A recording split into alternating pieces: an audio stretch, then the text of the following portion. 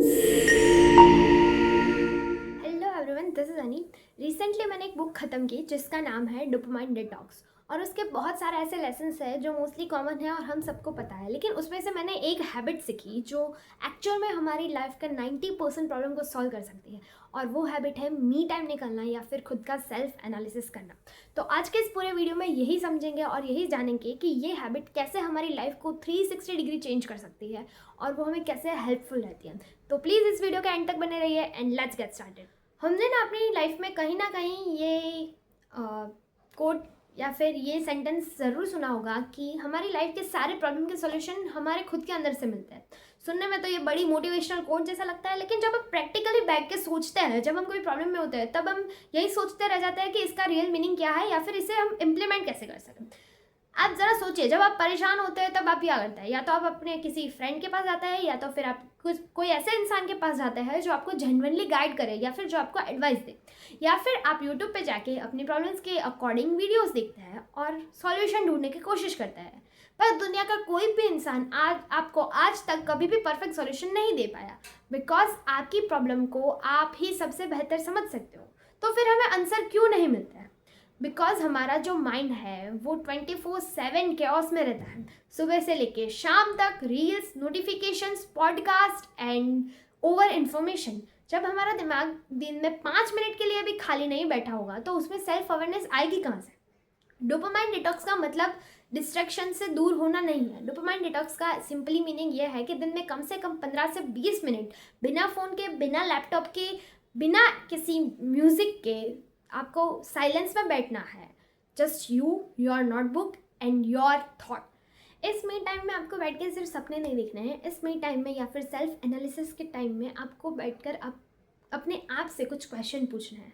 जैसे मेरी actual problem क्या है? मैं स्ट्रेस्ड हूँ, तो मैं स्ट्रेस किस लिए हूँ? क्या मुझे कुछ पढ़ना बाकी रह गया है कल के एग्ज़ाम के लिए? या फिर मुझे गुस्सा आ रहा है, तो मुझे गुस्सा क्यों आ रहा है? क्या किसी ने मुझे कुछ बोल दिया या मैं उस बात को पकड़ के बैठा हूँ? सिंपली आपको आपके हर प्रॉब्लम के सोल्यूशन यहाँ से मिलना शुरू हो जाएंगे धीरे धीरे। आपको आपके इस मी टाइम में बैठ के पूछना है आपकी स्ट्रेंथ क्या है, आपकी वीकनेसेस क्या है, क्या चीज़ है जो आपको अभी डेवलप करने की बहुत ज़्यादा ज़रूरत है, कौन से एक्शंस जो अभी आप लेंगे तो आप अपने गोल्स को मीट कर पाएंगे। या फिर कोई ऐसे भी इंसान हो सकता है ऑफकोर्स कि जिसे नहीं पता कि उसके ड्रीम्स क्या है या फिर उसे कहाँ जाना है। Clarity simply begin with this habit. आप जो क्लैरिटी दुनिया में हर जगह ढूंढ रहे हो वो इस एक सिंगल हैबिट से मिल जाएगी, और आपको पता है क्लैरिटी मिलने से आप 100% उस चीज़ में दे पाओगे जिसके लिए आप बहुत मेहनत कर रहे हो। आपके सारी प्रॉब्लम के सॉल्यूशन यहाँ से मिल सकते हैं। और ये एक प्रैक्टिस जब आप डेली करते हो, डेली बेसिस पे जैसे करते हो, तो जैसे आप जिम जाते हो तो मसल्स बिल्ड होते हैं, वैसे ही ये प्रैक्टिस करने से आपका दिमाग ट्रेन होगा। वो सारी प्रॉब्लम्स में सॉल्यूशन ढूंढना फटाक से सीख लेगा। चाहे कैसे भी प्रॉब्लम हो, आपका दिमाग फिर आपको ये बोलेगा कि ओके सिचुएशन ये है तो इसका पॉसिबल सॉल्यूशन क्या हो सकता है।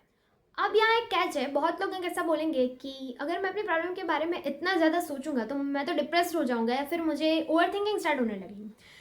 तो let me tell you one thing कि ओवर थिंकिंग और सेल्फ एनालिसिस में ज़मीन और आसमान का फ़र्क है। आपकी प्रॉब्लम को सोच कर डर जाना, खुद को बेचारा फील करना और अपनी प्रॉब्लम को लूप में चलाना, ये ओवर थिंकिंग है। पर जब आप अपनी प्रॉब्लम से बाहर आने के लिए पॉसिबल सॉल्यूशन ढूंढने में अपना दिमाग चलाते हो तो वो सेल्फ एनालिसिस है। और सेल्फ एनालिसिस डर को ख़त्म करके आपको एक्शन मोड में लेके आता है, and this is what you actually want. पर फिर भी अगर आपको ओवरथिंकिंग हो रही है, आपका दिमाग शांत नहीं हो पा रहा है, तो उसका एक परफेक्ट सॉल्यूशन मैंने अपनी पिछली वीडियो में दिया है, दैट इज़ जर्नलिंग। अगर आपने वो वीडियो नहीं देखी है तो जाके ज़रूर देखना, उसके लिंक आपको डिस्क्रिप्शन में मिल जाएगी। और वो भी एक बहुत अच्छी हैबिट है आपके थॉट को ऑर्गेनाइज करने के लिए। तो आज से ही इस प्रैक्टिस को शुरू करो, मी टाइम निकालो और सेल्फ एनालिसिस करो और खुद के सॉल्यूशन खुद बनाओ। मिलते हैं अगली वीडियो में। और अगर आपका कोई फ्रेंड है जो हमेशा कंफ्यूज रहता है और जैसे इस वीडियो की बहुत ज़्यादा ज़रूरत है, तो प्लीज़ ये वीडियो उसे शेयर कर दो। And keep analysing, keep growing. Thank you. जय हिंद, जय भारत।